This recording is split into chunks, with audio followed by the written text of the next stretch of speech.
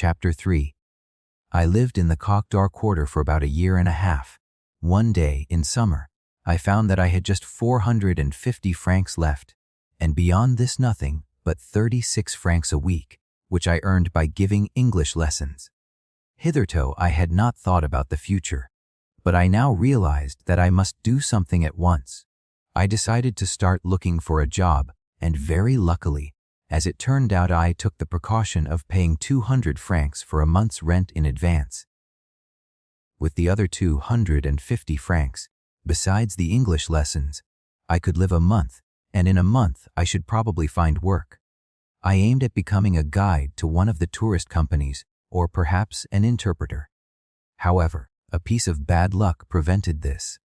One day there turned up at the hotel a young Italian who called himself a compositor. He was rather an ambiguous person, for he wore side whiskers, which are the mark either of an apache or an intellectual, and nobody was quite certain in which class to put him. Madame F. did not like the look of him, and made him pay a week's rent in advance. The Italian paid the rent and stayed 6 nights at the hotel. During this time he managed to prepare some duplicate keys, and on the last night he robbed a dozen rooms, including mine. Luckily, he did not find the money that was in my pockets, so I was not left penniless. I was left with just 47 francs, that is, 7 and 10 pence. This put an end to my plans of looking for work. I had now got to live at the rate of about 6 francs a day, and from the start it was too difficult to leave much thought for anything else. It was now that my experiences of poverty began, for 6 francs a day, if not actual poverty, is on the fringe of it. 6 francs is a shilling, and you can live on a shilling a day in Paris if you know how. But it is a complicated business. It is altogether curious, your first contact with poverty. You have thought so much about poverty. It is the thing you have feared all your life, the thing you knew would happen to you sooner or later, and it is all so utterly and prosaically different. You thought it would be quite simple. It is extraordinarily complicated. You thought it would be terrible. It is merely squalid and boring. It is the peculiar lowness of poverty that you discover first, the shifts that it puts you to, the complicated meanness, the crust, wiping. You discover, for instance, the secrecy attaching to poverty. At a sudden stroke you have been reduced to an income of 6 francs a day. But of course you dare not admit it. You have got to pretend that you are living quite as usual. From the start it tangles you in a net of lies, and even with the lies you can hardly manage it. You stop sending clothes to the laundry, and the laundress catches you in the street and asks you why. You mumble something, and she, thinking you are sending the clothes elsewhere, is your enemy for life. The tobacconist keeps asking why you have cut down your smoking. There are letters you want to answer and cannot because stamps are too expensive. And then there are your meals. Meals are the worst difficulty of all. Every day at meal times you go out, ostensibly to a restaurant, and loaf an hour in the Luxembourg Gardens, watching the pigeons. Afterwards you smuggle your food home in your pockets. Your food is bread and margarine, or bread and wine, and even the nature of the food is governed by lies. You have to buy rye bread instead of household bread, because the rye loaves, though dearer, are round and can be smuggled in your pockets.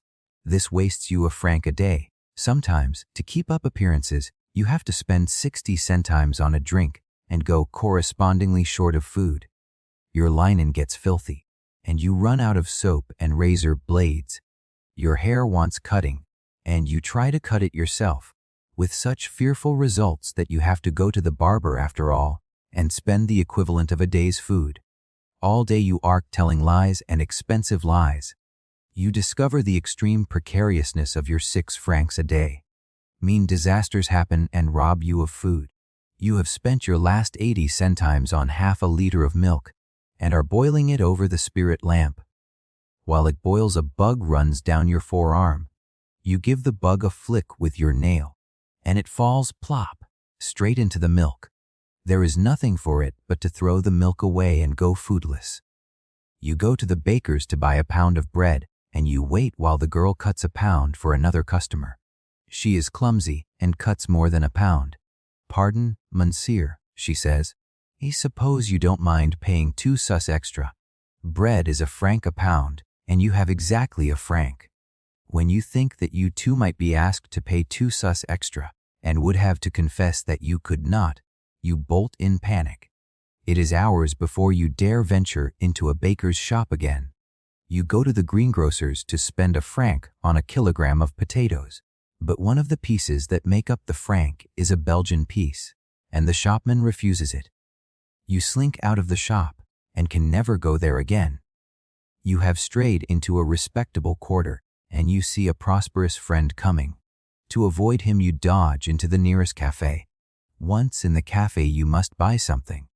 So you spend your last 50 centimes on a glass of black coffee with a dead fly in it. Once could multiply these disasters by the 100. They are part of the process of being hard up. You discover what it is like to be hungry. With bread and margarine in your belly, you go out and look into the shop windows. Everywhere there is food insulting you in huge, wasteful piles.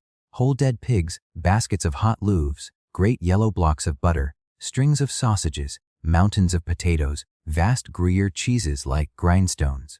A sneveling self-pity comes over you at the sight of so much food. You plan to grab a loaf and run, swallowing it before they catch you, and you refrain from pure funk.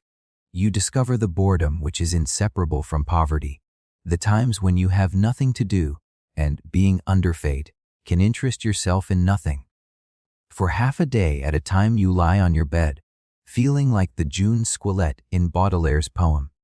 Only food could rouse you. You discover that a man who has gone even a week on bread and margarine is not a man any longer, only a belly with a few accessory organs. This one could describe it further, but it is all in the same style, is life on 6 francs a day. Thousands of people in Paris live it, struggling artists and students, prostitutes when their luck is out of work, people of all kinds. It is the suburbs, as it were, of poverty. I continued in this style for about 3 weeks. The 47 francs were soon gone, and I had to do what I could on 36 francs a week from the English lessons. Being inexperienced, I handled the money badly, and sometimes I was a day without food. When this happened, I used to sell a few of my clothes, smuggling them out of the hotel in small packets and taking them to a second-hand shop in the Rue de la Montagne Genevieve. The shopman was a red-haired Jew, an extraordinary disagreeable man, who used to fall into furious rages at the sight of a client. From his manner one would have supposed that we had done him some injury by coming to him. Murd, he used to shout, you here again. What do you think this is? A soup kitchen. And he paid incredibly low prices. For a hat which I had bought for 25 shillings and scarcely worn, he gave 5 francs. For a good pair of shoes, 5 francs. For shirts, a franc each. He always preferred to exchange rather than buy. And he had a trick of thrusting some useless article into one's hand, and then pretending that one had accepted it. Once I saw him take a good overcoat from an old woman, put 2 white billiard balls into her hand, and then push her rapidly out of the shop before she could protest. It would have been a pleasure to flatten the Jew's nose, if only one could have afforded it. These 3 weeks were squalid and uncomfortable, and evidently there was worse coming, for my rent would be due before long. Nevertheless, things were not a quarter as bad as I had expected. For, when you are approaching poverty, you make one discovery which outweighs some of the others. You discover boredom and mean complications and the beginnings of hunger. But you also discover the great redeeming feature of poverty, the fact that it annihilates the future. Within certain limits, it is actually true that the less money you have, the less you worry. When you have 100 francs in the world, you are liable to the most craven panics. When you have only 3 francs, you are quite indifferent, for 3 francs will feed you till tomorrow, and you cannot think further than that. You are bored, but you are not afraid. You think vaguely, I shall be starving in a day or two. Shocking, isn't it? And then the mind wanders to other topics. A bread and margarine diet does, to some extent, provide its own anodyne. And there is another feeling that is a great consolation in poverty. I believe everyone who has been hard up has experienced it. It is a feeling of relief, almost of pleasure, at knowing yourself at last genuinely down and out. You have talked so often of going to the dogs, and well, here are the dogs, and you have reached them, and you can stand it. It takes off a lot of anxiety.